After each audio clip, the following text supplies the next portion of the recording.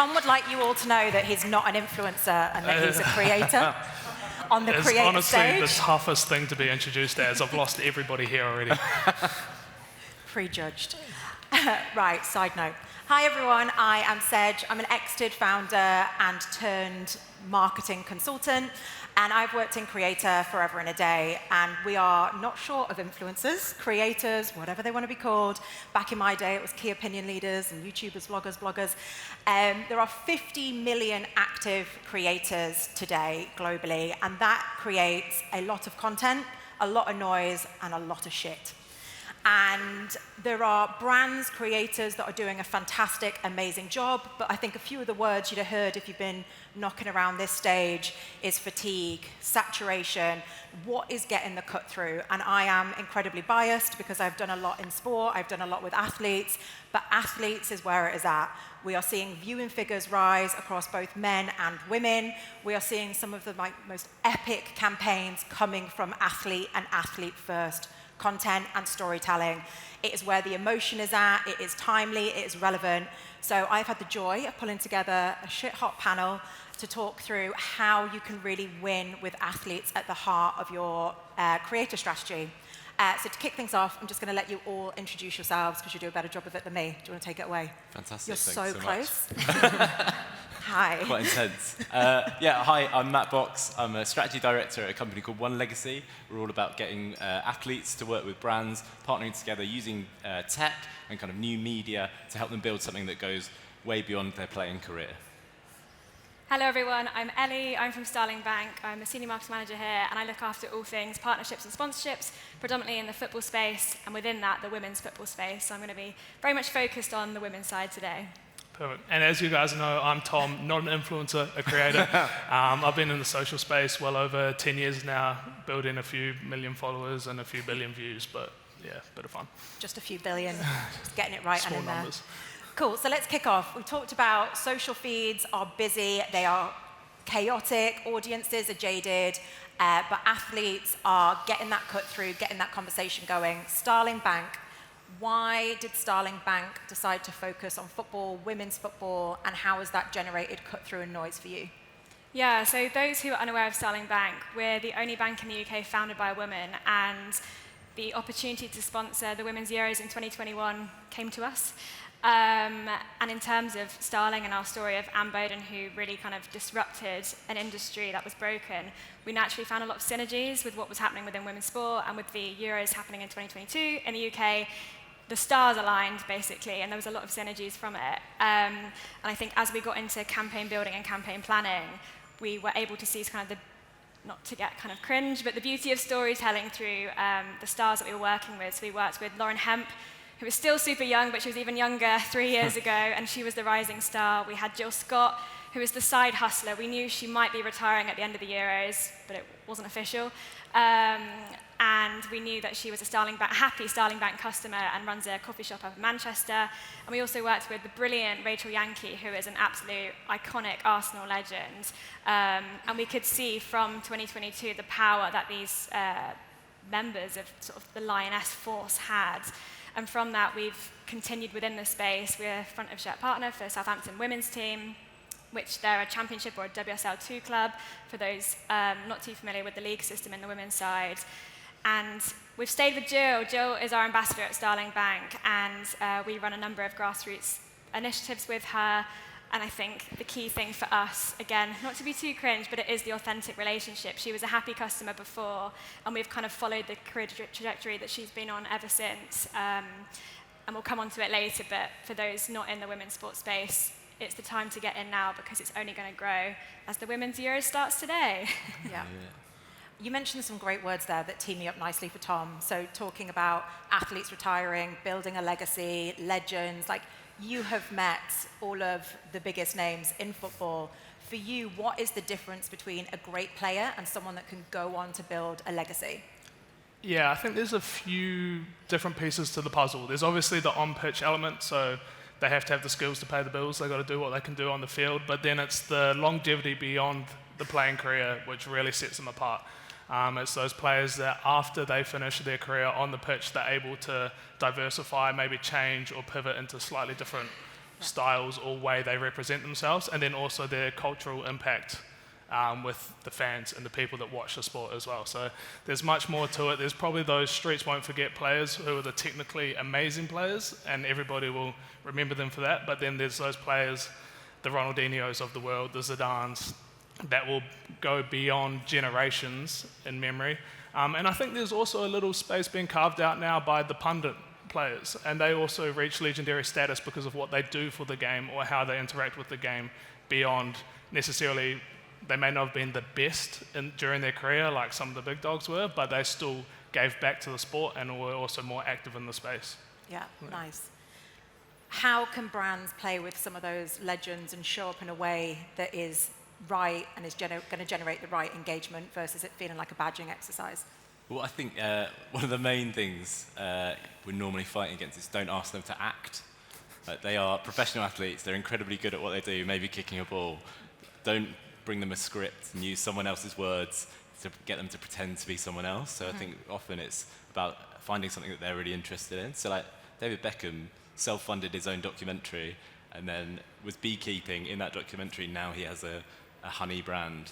And so I think it's finding the things that they really care about, really interested in, and then using that as a platform, really. I think on that point, I don't know if this is working, Yeah. I think it's about having honest conversations with agents as well, and allowing yourself to have the transparency to understand the passion points. To your point, we do a lot in grassroots space, and I think my favourite day at work is when we have talent with 8, 9-year-old girls kicking a ball around, because that is where their heart and their passion is, and it's about bringing through the next generation, and you literally can't write those moments. Yeah. It's just pure joy.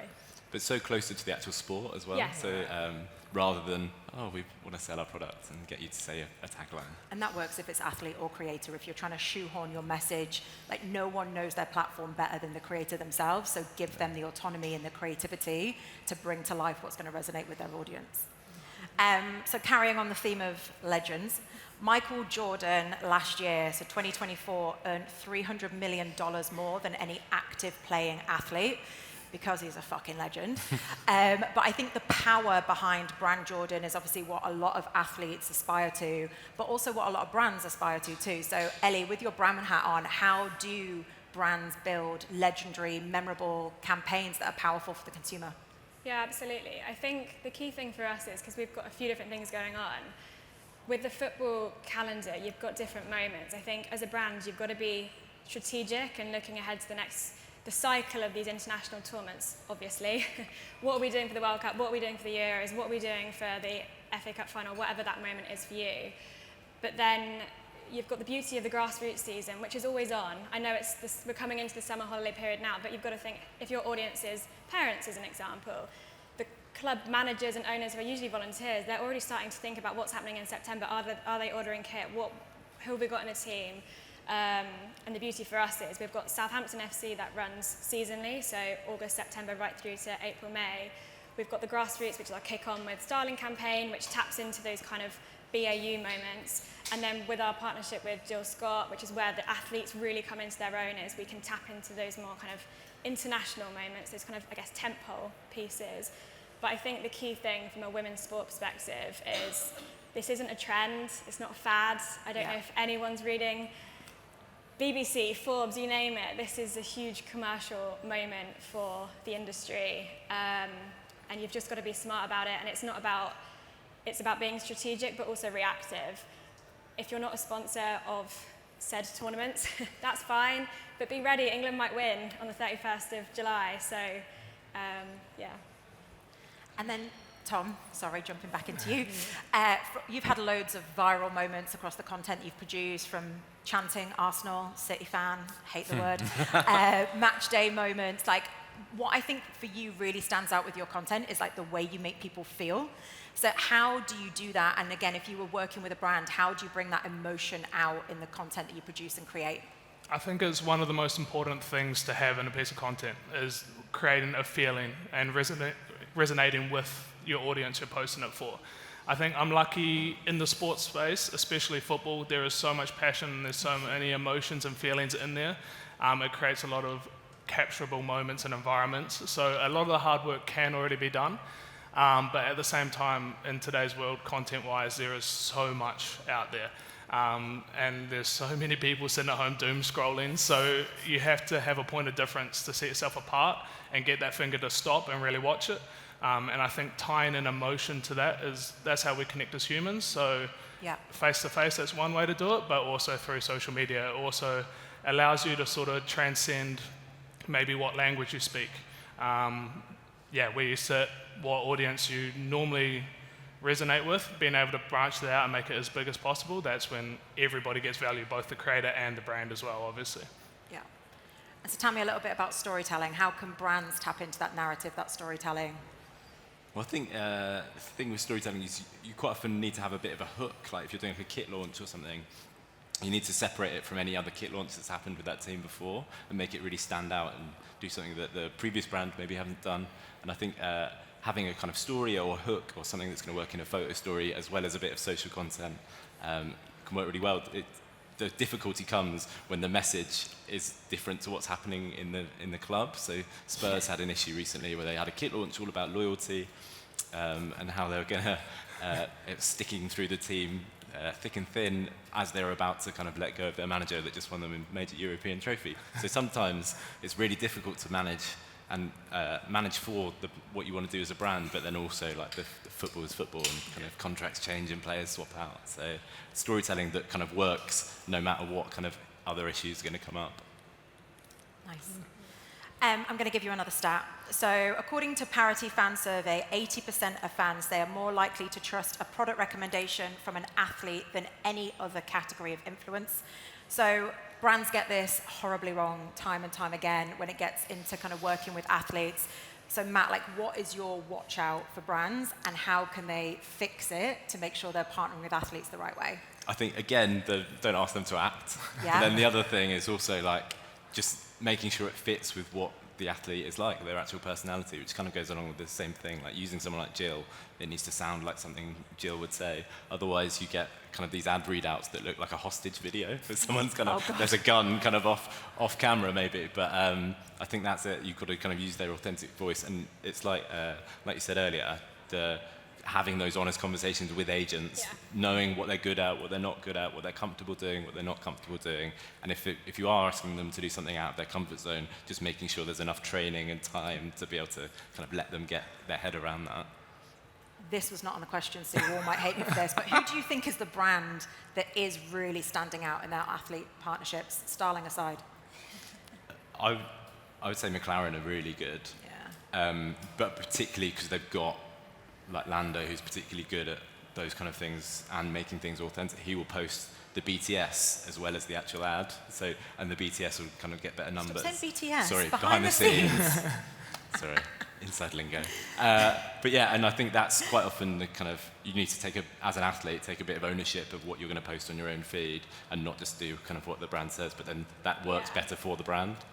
I think for me, I don't know if anyone's from Google in the room, Google Pixel, what they're doing with Liverpool and Arsenal right now is like absolutely insane. How they're able to get the phone so naturally and organically into the hands of athletes, whether it's Liverpool winning the league, and Mo Salah holding the Pixel, if it's Alessia Russo winning the Champions League, and she's taking a picture on the Pixel, they know what they're doing. Yeah, it's a great fit, isn't it? Yeah. I've done quite a bit of work with Pixel, so I can jump in here and brag a little bit, but they definitely know how to keep up with the cultural space while also integrating the athletes into it. And the other thing is they're very specific with the athletes they use. So they've got great club partnerships, but even within that, there's a whole new generation of athlete now, like Lando's one of them, that understand the social media space, but also want to be involved in it. There's so many kids these days that are growing up wanting to be a creator, wanting to be in that social space. It used to only be, I want to be a footballer. Now it's like, I could either be a footballer or a YouTuber. Yeah. So there's a whole new generation, and especially younger athletes that I work with, they often get the content. You're not asking them to act, but they understand how to behave in front of a camera or interact in certain ways to get that viewable content out of it. And that's quite a big shift I've seen pretty recent, to be fair. Which athletes do you think would work best with brands?